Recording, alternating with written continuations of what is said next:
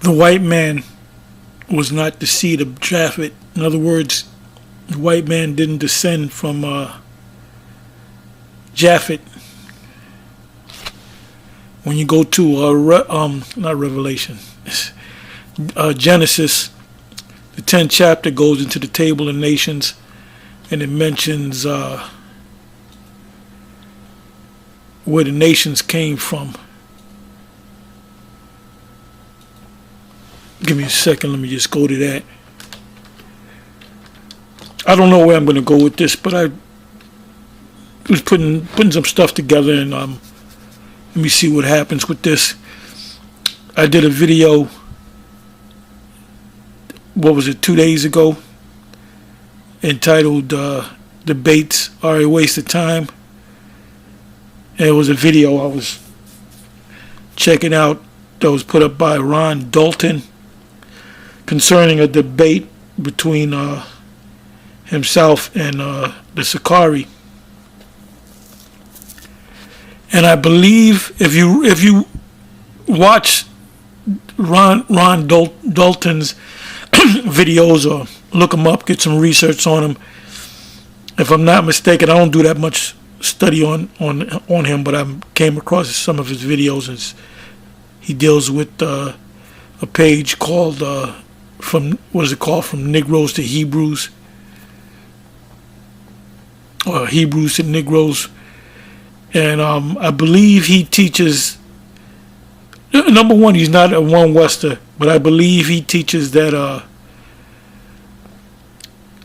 that the so-called white man that you see today, the European man, are Japhetic. Now, I knew about the whole Hebrew Israelite thing since I was a child, because my parents were raised up in it as well. But they didn't teach that Esau is the so-called white man, or the white man descend from Esau or the Edomites. The very first time I heard that is at One West. Prior to that, any other Hebrew group said that the so-called white men are the seed of Japheth, which that doesn't make any sense, because it describes Esau. It describes what he looks like, red all over like a hairy garment, and Esau's skin is red. Now, the reason why these other Hebrew groups teach that is because the places that, or the lands that the Japheths dwelt in was mostly Europe, and that's true. The seed of Japheth and his sons and his sons' sons, they inhabited these European countries, Germany, which currently Italy, Rome, Turkey, and that region, what you can call Asia Minor. So, the old way, the whole old Hebrew way was, those are white people. The white people are Japheth.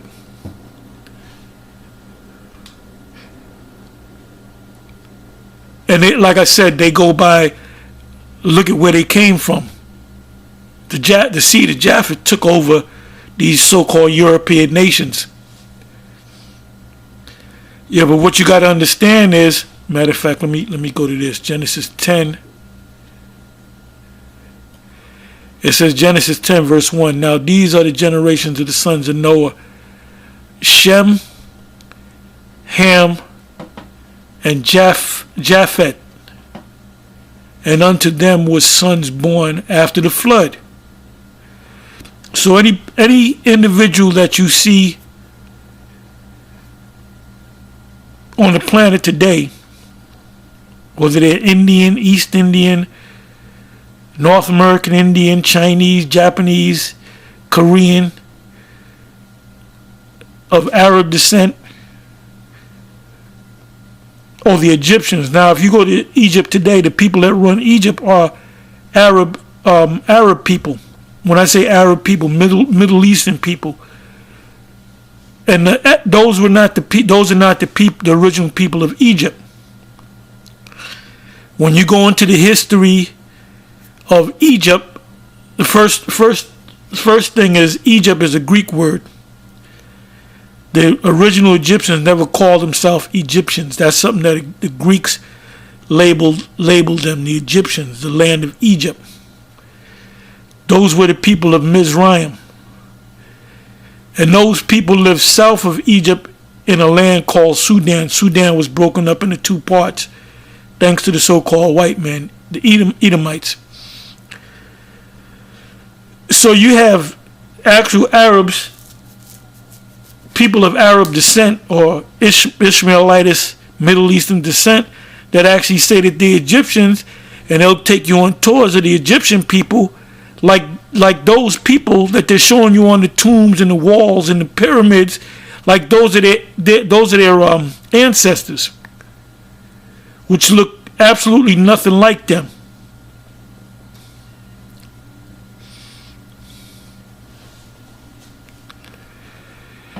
Anyway, it says the sons of Japheth, Gomer, and Magog, and Madai, and Javan, and Tubal, and Meshach, and Tyrus. And the sons of Gomer, Ashkenaz, and Rephath, and Togarmah. So now if you take out an ancient map, like Kittim, Dodad, Nim, Javan. When you go to an ancient map, that's all current day Europe, or currently being called Europe. You know, your Germany, Turkey, France, all those areas. And so you say, well, wait a minute, that Genesis chapter 10 verse 1 and 2 tells you 1, 2, and 3, actually 1, 2, 3, and 4 tells you that the sons of Japheth went all up into Europe. That which is true. But this, just as the Ptolemaic dynasty that came, Ptolemy the first, Suda, if I'm not mistaken, which means savior, stemmed from Alexander the Greek. When you read Daniel 7, Daniel 8, mainly in Daniel 7, I'll focus on that out of Alexander, it was broken off into 4 parts, and one of those parts was Ptolemy. You had Ptolemy, you had Lysimachus, you had Cassandra, and you had Seleucus. That's where Antiochus Epiphanes came out of. When you want to go into that history. So during that time period of Alexander the Greek, when the so-called white man Esau started to take over the known world, what did they do? They went up into those lands. They went up and they came out of the Caucasus Mountains, and not all Edomites went into the Caucasus Mountains. You had Edomites that stayed down in Mount Seir, and you had other Edomites that were pushed up in the Caucasus Mountains, and then they came into power. The first Edomite to come into world power was Alexander, and his father Philip of Macedon. That's in First Maccabees, the 1st chapter.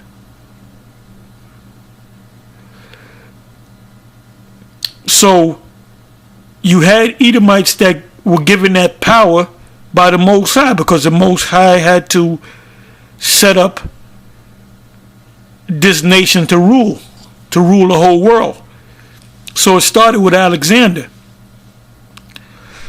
During that time period, you had dark nations all throughout that region that Alexander had that Philip started taking them over, and Alexander and the four men that came out of his realm, out of his kingdom, they took over all those nations.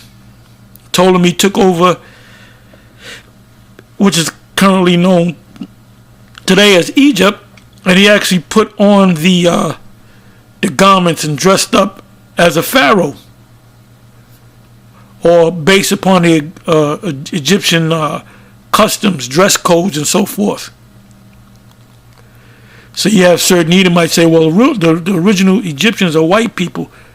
No, the original Egyptians that go back to the time of Ptolemy, the Ptolemaic dynasty, you had Edomites that were ruling, sitting on the thrones, talking about their pharaohs and so forth. So the same thing goes with the sons of Japheth, which one of their names is known as the Etruscans. Now I'm going to read this. I'm not going to make this long. I'm just going by the Spirit. If the Spirit is on me, I'll go along with this.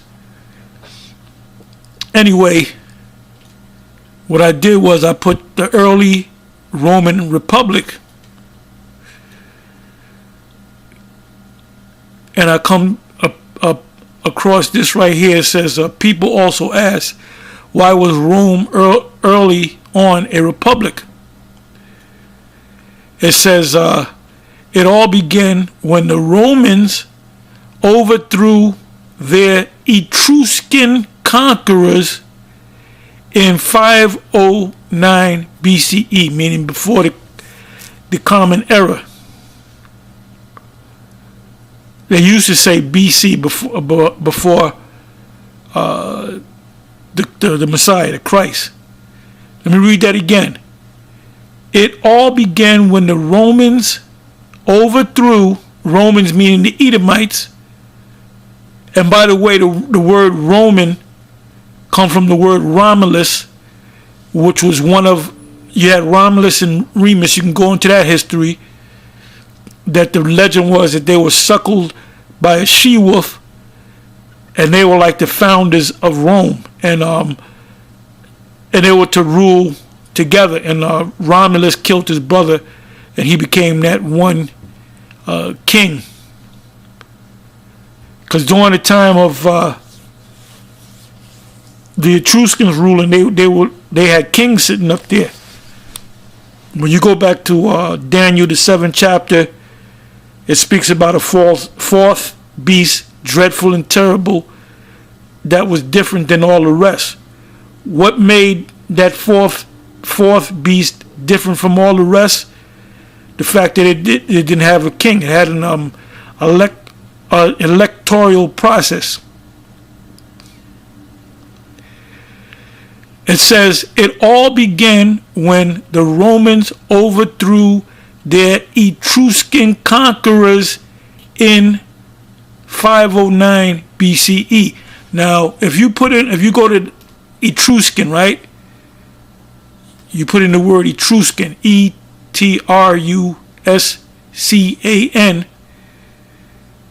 and then you go to images, it's going to show you images of dark people with afros and or curly hair and beards.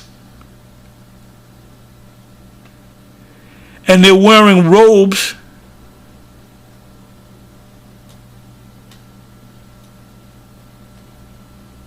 and whatnot.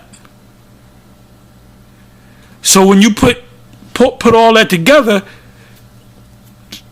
the people that rule Rome and Greece and those areas that are known as Europe today, and by the way, Europe was named after Europa, a so-called black woman that Zeus seduced her by turning into a white, a white bull, and she hopped on Zeus in the form of a white bull, and he carried her off and turned back into Zeus and popped her. So that word Europa, is not a so-called a white woman. It's not named after a white woman. It was a so-called black woman. Zeus himself was a so-called black man. So let me come back to this. It says, it all began when the Romans overthrew their Etruscan conquerors. The Etruscan people are dark-skinned people, caramel to dark-skinned people with woolly to curly hair, with wide noses, big lips.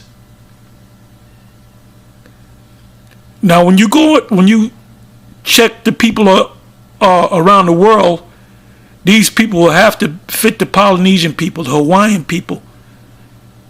Those people are direct descendants of the Japhetic people. And the word Japheth, as a matter of fact, let me go to it. Genesis 10 verse 1. Now these are the generations of the sons of Noah, Shem, Ham, and Japheth. So let me look up the word Japheth.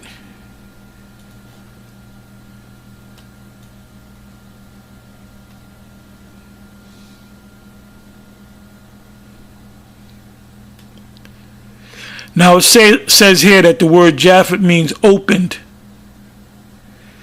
The third son of Noah, whose descendants after the floods settled on the coastal Mediterranean, spreading north, meaning northward, into Europe and parts of Asia. When Paul made his journeys, there were 5 altogether. There was 3 major ones, but there were 5 altogether. He went up into what's called Asia Minor, which is Europe. That's why he was dealing with the church in Corinth, the Colossians, Ephesus, Macedon. These are all Greek lands, European lands. Why? Because you had Jacob there. You had Jake all up in Europe.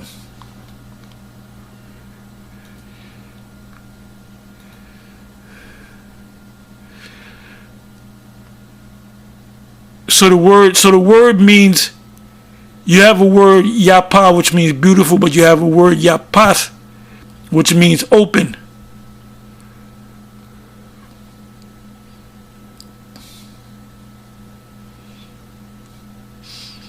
Let me come back to this. It all began when Romans overthrew Edomites, and so-called Jewish scholars, so-called Jewish historians, they'll say that the actual Romans, the so-called white Romans, descended from Esau. So they know something that the world doesn't know. Esau spent hundreds of millions and billions of dollars to hide this. The elite know that they're the Edomites. They know that the sons of Japheth are who we say they are. The people of the South Pacific, the Polynesians, Hawaiians, Tahitians, I believe that's one of them. So they know this. They know who Moab is. They know who Ammon is. Just like we know, we can. The Most High said to Jeremiah in Jeremiah the 1st chapter, he said, "I've made thee a prophet unto the nation." So if we're a prophet unto the nations, then we have to know who the nations are, right? We would have to know how to identify Edom and Ishmael and Moab and Ammon and Ham. Even today, if you go to Google and put in Ham in the Bible, Esau will tell you that those are the so-called Africans.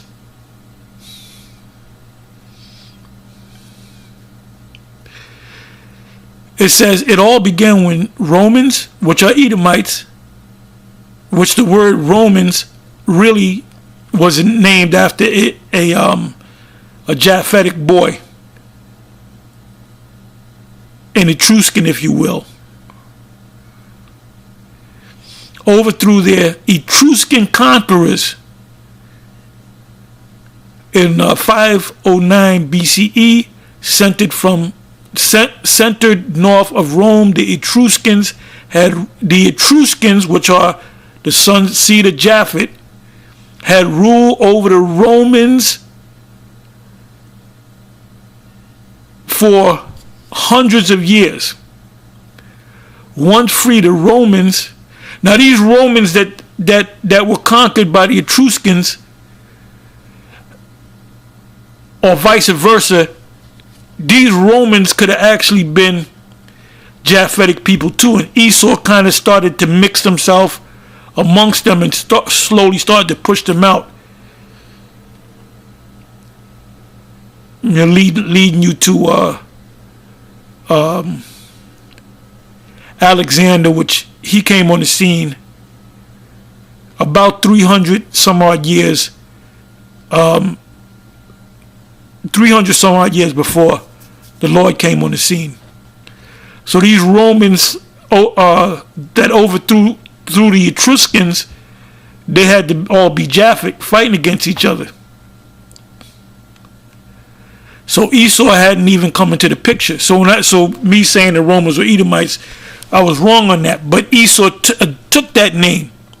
Let me read that again. It all began when the Romans overthrew, which were Japhet, overthrew their Etruscan Japhet conquerors in 509 BCE. And during that time, Esau was pretty much on the bottom. He was up in the cage, grunting. Centered north of Rome, the Etruscans had ruled over the Romans for hundreds of years. Once free, the Romans, which were Japhet, the Etruscans, which are also Japhet, established a republic. So where did Esau learn about a republic? They learned it from the Romans, which are the seed of Japheth. They wear the long togas, the robes, and they have the rosemary wreath around their head because they got that from the Etruscans. I'm sorry, the ancient Romans.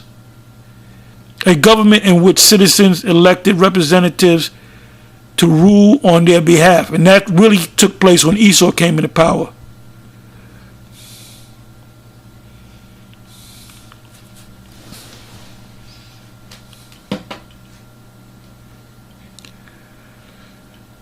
So, learning these scriptures is you have to understand it. You have to put the pieces of the puzzle together. You have to kind of be somewhat of a historian, somewhat of a archaeologist in your mind. When I say archaeologist, I'm saying in your mind, you're putting the pieces of the puzzle together. When an archaeologist finds a vase, it'll be broken up, and then they have to glue everything together to get the full picture. Or that's what happened with the Moabite stone, the Meshe Stele. The Meshe Stele was broken up into a bunch of pieces, and Esau had to put it all together.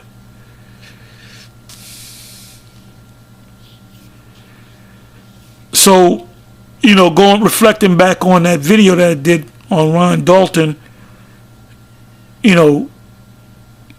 going into the debate with the Sakari, it would be a waste of time because you said in your letter or your communication with them, we can have it in a neutral place and we can have an audience, and whoever the audience chooses who won, they won. Well, just because you win doesn't mean that you actually won.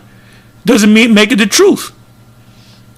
Because the audience is usually less informed than you are. Anyway, I'm gonna say shalom. On to the next one, and this just proves that One West has the full truth. And we constantly study. We constantly get into things. See, this subject that I'm on is a whole. Brothers don't even get into this particular subject. I mean, they may touch on it. Oh, it says Ashkenazi. They'll say, oh, I think that's in the 4th verse of Genesis 10. It proves that they're white people because of Ashkenazi Jews. No, the Jews call themselves Ashkenazi because that land that they named was called Ashkenaz after one of the sons or the grandsons of Japheth. So they said, we're the Ashkenaz Jews, meaning we're from the land of Ashkenaz, which is supposedly Germany. When they say Ashkenaz, they're saying that they're German Jews. Anyway, with that, I'm going to say shalom.